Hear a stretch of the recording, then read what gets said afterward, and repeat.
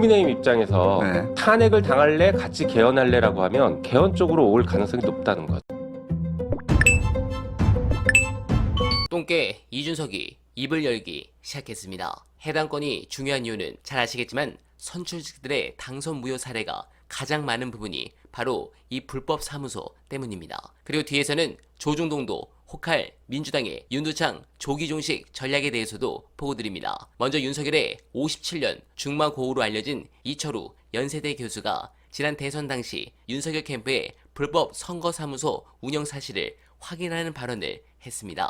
뉴스타파는 앞서 윤석열이 서울 강남의 지인 소유 건물을 불법 선거사무소로 운영했다는 의혹을 보도한 바 있습니다.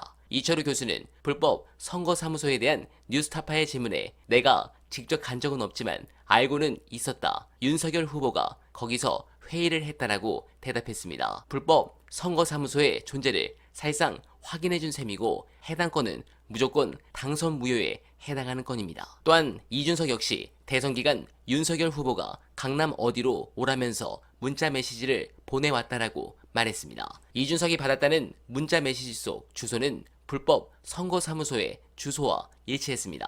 윤석열 후보가 직접 불법 선거사무소를 이용한 것으로 보이는 정황입니다. 네, 그러면 여기서 중요한 지점이 있습니다. 이준석은 왜 입을 열었을까? 두 가지입니다. 첫째는 나는 모든 기자들이 물어보면 다 대답한다. 이 이미지를 얻고 싶어하는 것 같습니다. 뉴스토마토 제보도 결국 내가 최초 아니냐? 나는 다 말한다. 단 김영선 공천은 완결성이 없다. 이렇게 나가는데 한동훈이 후광을 받을까봐 불법 비리를 덮은 것에 대해서는 뭐라고 변명할 겁니까? 그리고 둘째, 용산이 이준석을 때리기 시작했기 때문입니다. 당시 공천은 자기와는 상관없고 이준석이 주도했다. 이게 용산의 해명이기 때문에 이슈를 돌려 자신이 빠져나가고 싶은 생각이 있을 겁니다. 그런데 이거 쉽지 않을 겁니다.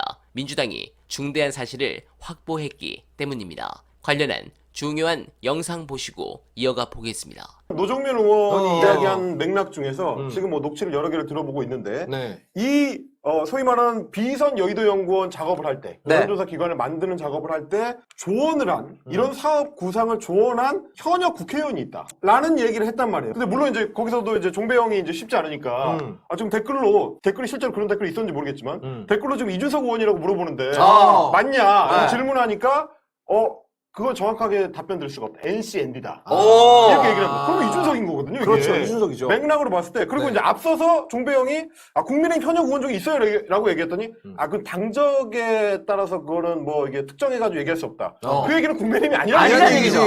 이런 걸 조합해보면 이준석이 이 사업 구상에도 디졸브가 돼 있었을 가능성이 있다. 그럼 이게 왜 태균기 부대가 되느냐? 그럼 기자들이 지금 그리고 있는 그림은 좀 더 커요. 그럼 김조인까지 여기다 묶으면 얼마 전에 명태균이 동아일보 인터뷰 때 했던 얘기 2년 하고 내려오라 그랬다. 2년 하고 개헌 대통령 한 다음에 당신은 내려오면 된다라고 했다가 3일 동안 들들 볶였다 그러잖아요. 그러니까 물론 윤석열 부부의 욕망은 전혀 잊지 못한 거지만 구상으로 봤을 때 그거 명태균 혼자 구상이 아닐 가능성이 없다. 그럼 우리가 처음부터 얘기했잖아요. 어떻게 명태균이 김건희한테 그 발탁이 돼가지고 김건희를 사로잡았느냐? 네트워크를 들고 가는데 그 네트워크가 주로 그 옛날에 이제 바른정당 계열들, 바른미래당 계열들이다. 소위 당내 소장파, 새로운 보수. 그러면 얘네들이랑 묶어가지고 넌 2년만 하고 내려오면 개헌해가지고 연임제 대통령을 하면 8년을 해먹을 수 있어. 누가? 이준석이. 이 그림. 그러면은 늘 항상 정치에서는 최대 수혜자가 누군지를 따져봐야 되는데 대북 특사도 제안을 하고 무슨 외무장관 얘기도 나왔었던. 그렇죠. 그리고 만약에 개헌해서 2번 한다면 젊은 보수 8년이 지나도 그렇게 나이 많지 않으면서 새로운 보수의 이미지를 쇄신할 수 있는 사람은 이준석밖에 없네요. 그러면 여의도 연구원을 대체할 수 있는 어떤 별도의 뭔가를 만들려고 했던 것도 다 이 그림 안에 있는 거 아니냐 라는 생각이 드는 거죠. 그러다가 결국 그게 이준석이라는 이상한 캐릭터, 그러니까 예상하지 못한 독특한 캐릭터이기 때문에 이 사람 사람을 모아들이는 사람이 아니잖아요. 7월에 날아가잖아요. 2022년 7월에. 그러고 나서부터는 뭔가 계획이 어그러지기 시작했다. 틀어지기 시작해서 10월에 명태균도 대통령한테 찍혀서 날아가죠. 이 흐름으로 가는 거 아니냐. 네, 사태가 이렇게 흘러가다 보니 윤석열은 대국민 담화로 국명 전환을 하려고 하지만 만약 윤석열이 기자들 질문에 거짓말을 하고 그 부분에 대해서 민주당이 즉각 녹취를 까서 반박을 하면 어떻게 수습하려고 이러는지 잘 모르겠습니다.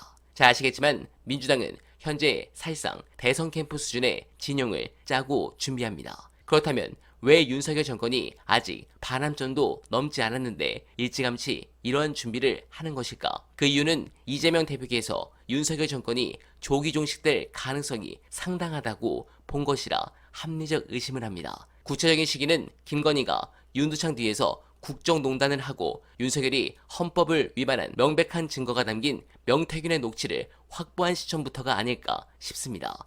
그렇다면 향후 민주당은 어떤 행보로 윤석열 조기 종식의 플랜을 이끌어갈지 생각해보면 투트랙 전략이 가동될 것으로 보여집니다. 관련해 중요한 영상 보시고 이어가 보겠습니다. 국민의힘 입장에서 네. 탄핵을 당할래 같이 개헌할래라고 하면 개헌 쪽으로 올 가능성이 높다는 거죠. 그나마 성사 네. 가능성이 높다. 그러니까 국민의힘 입장에서는 지금 말썽을 피우고 있는 윤석열 대통령만 도려내고 싶은 거지 보수 자체가 다 괴멸되고 싶진 않거든요. 탄핵 당하고 싶지는 않다. 네, 그리고 탄핵을 주도했던 세력들이 사실상 정치적으로 굉장히 큰 시련을 겪었습니다.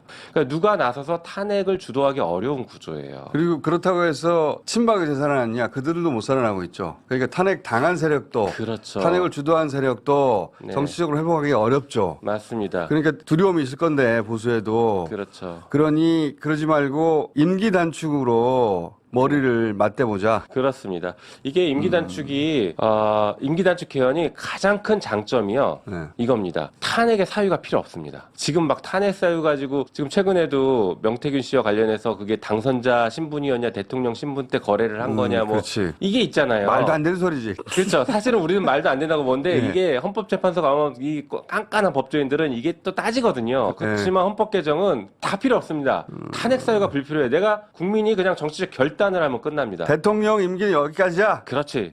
내가 자르겠어. 파면시키겠어라고 결단하면 그럼 끝입니다. 예를 들면 조항이 어떤 식으로 바뀌는 거예요? 부칙을 바꿉니다. 부칙을? 부칙을 예를 바꾸면서 들어서? 그 지금 이 개정할 때 대통령의 임기는 2025년 5월 9일까지로 한다. 아, 이번 개정에서의 대통령 임기는 그렇게 한다. 예. 그리고 나서 이게 부칙만 건드리기 때문에 그 다음 대통령은 앞에 조항을 안 바꾸면 5년이 되는 거고요. 만약에 앞에 임기 조항도 4년 중임으로 바꾸면 그 다음 대통령은 아니, 4년 다른 거 중임이 되는 덧붙이면 거죠. 어려워져요 또. 그렇죠. 다른 거 그래서 덧붙여지면 끝이 안 나고 원포인트 개헌. 그 딱 한 줄만. 네. 지금 현재 대통령 임기는 언제라고요? 예를 들면 2025년 5월 9일까지로 한다. 예를 들면 그렇죠. 그러면 2년을 줄이는 것이거든요. 그러면 만 3년으로 끝나는 거네. 그렇죠. 네, 공감합니다. 제가 살면서 이렇게 국민 눈치를 안 보고 막 나가는 정권은 처음 봅니다. 강력한 처벌을 통해 확실하게 전례를 남겨야 다시는 윤두창 같은 자가 집권하지 않습니다. 민주당이 힘을 내시길 간절하게 바라며 어날바는 오늘도 최선을 다하겠습니다. 여러분 고맙습니다.